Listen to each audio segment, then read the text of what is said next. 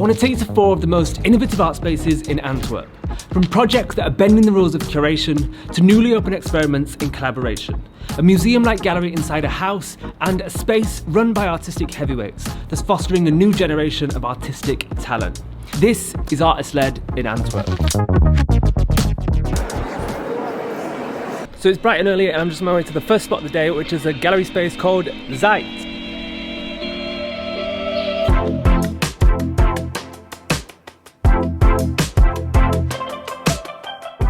Here at Zeit, we like to welcome people in a private space, I would say, because we also live here. We invite one or more contemporary artists, and then we go in search for matching artworks, and that's mainly done 50s, 60s and 70s. And so we want to stay away from the white cube feel and go more for this homely feel.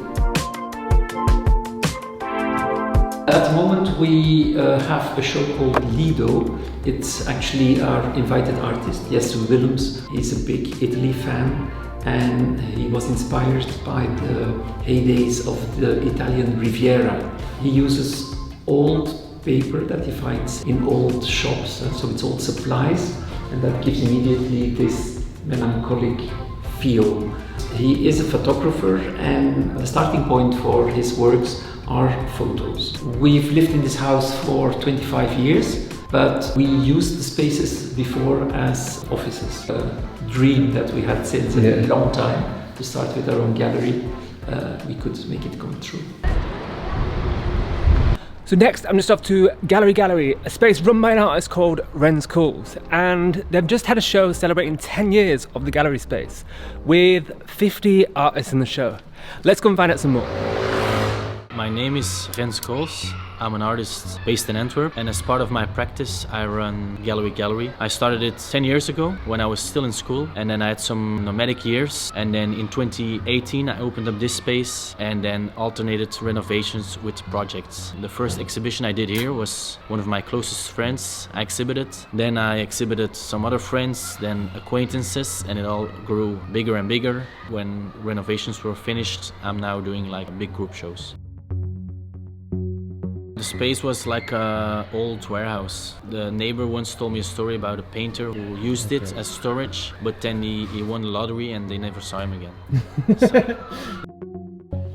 Gallery is very much focused on the conceptual or maybe even the post-conceptual. In the beginning there wasn't really space in my head to curate my own project because I was really focusing on the renovations. But from the moment on that was finished, I noticed that there was some space in my head to like start curating shows myself, and I really look at them as artworks even. That the show is so curated in a way that it even becomes an artwork on their own. It really is an artist-run initiative, and so even the name, what's already there, I just copy and pasted that. So the name is then Gallery. In a way I look at it as a double negative or something. By repeating that, it's not that anymore. But it really likes to play with the idea of being a gallery. In Antwerp it kind of like acts like a Trojan horse in a way. So the last project I did was called Exponential Growth, and it was a retrospective, but then it was a retrospective with a twist. Gallery as a concept exists for 10 years, and I wanted to make a big celebration. I invited every artist that I've worked with in the past 10 years, 50 artists, but then they didn't show their own work, but they got to nominate someone else. And then with those new 50 people, I made an exhibition. What before took me 10 years to get to know 50 people, I could now do in a few weeks. It was very interesting to give out control, like to have these 50 curators in a way. Some of the curators nominated like a 10-year-old kid with artistic ambitions. Someone else sent me a list of 10,000 email addresses. There was even someone that nominated someone who he didn't know before. Next project that's up, that will be titled Not With a Bang But a Whimper. For the last few months I have the feeling that the ironic stance of Gallery kind of like has come to an end. The joke behind that is not sustainable anymore. Instead of just critiquing the problem, I want to also become part of a solution or something. The idea was like to expand, explode and then implode. So the expanding has been taking place for the past 4 years. Then the explosion part was exponential growth. The implosion part will come next, with this not with a bang but a whimper. I will close up the gallery. So the idea is to put just a small notice and then invite people to a show, but they cannot even enter the building and I won't even be there. Gallery will come to a very dramatic end, but it's not really an ending, it will just reincarnate as something else. Next, I'm after one of Antwerp's newest artists and spaces, Violet, that's nestled in a former bakery. Violet started from Lisbeth, who wanted to open her studio to invite other artists, interact with each other, the city, the space. Before it was an old bakery, so it was a space who was giving some inspiration. Maybe we can give the space to other people. We want to offer an experience. I wouldn't say we have this curatorial project. It's more letting go and offering space for confrontation and dialogue. Putting things together and then seeing what happens. Very unlikely artist. I think looking or searching for a way how to open up the process, who is going behind making worse. And I think the exhibition now is quite an example for it. It's really a collaboration, dialogue and activation. It's basically our second show. And for the occasion of the Antwerp Art Weekend, where we invited the French artist Luc Avargues. It was his suggestion to make it a collective show. The one thing that he offered is the shape of the circle. It's in a way a confrontation artistically, a ritual of eating, exchanging. It's called the Archimedes piece. So the artist was pouring the drink and it's quite full.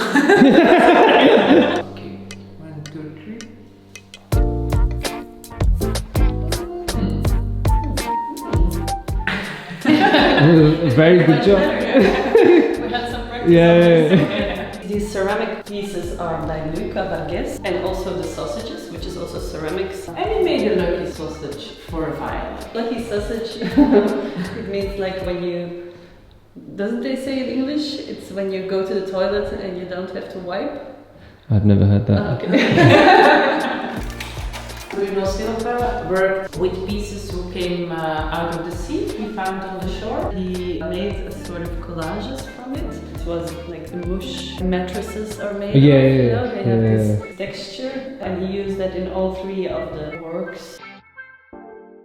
So one of the artists we invited from Antwerp is Floris van Hoof, who's a sound artist. And when we were talking to Luc about this idea of the circle, we thought it would also be very interesting to have something that loop. An important part was to activate different senses. And one was hanging in front of the window and the other one at the neighbors. So it was very nice because it are talking gongs and they are communicating. You can view it from this post-apocalyptic view, or like from the future, and these are artifacts.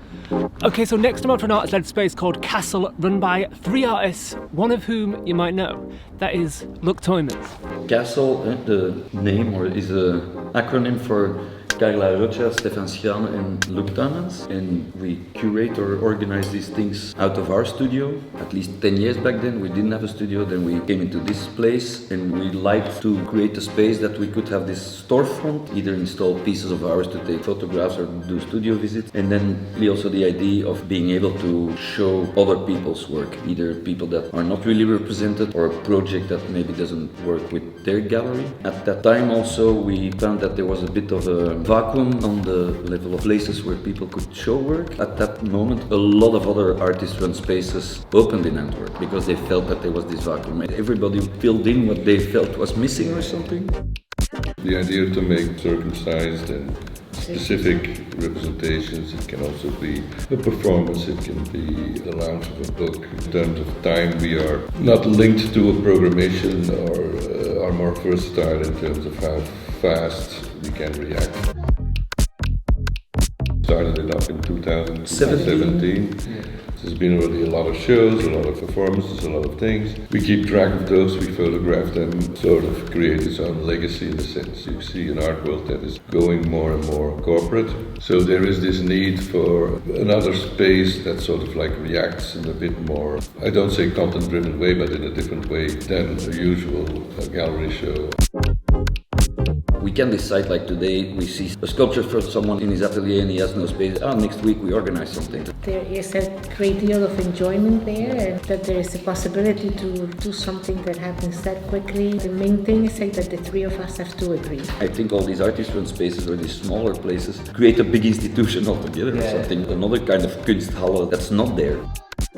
Kind of interesting to use your context of the ones we have as being artists, and in that sense you also change a little bit the social fabric of the city you live in. So that concludes this trip across the arts-led scene in Antwerp.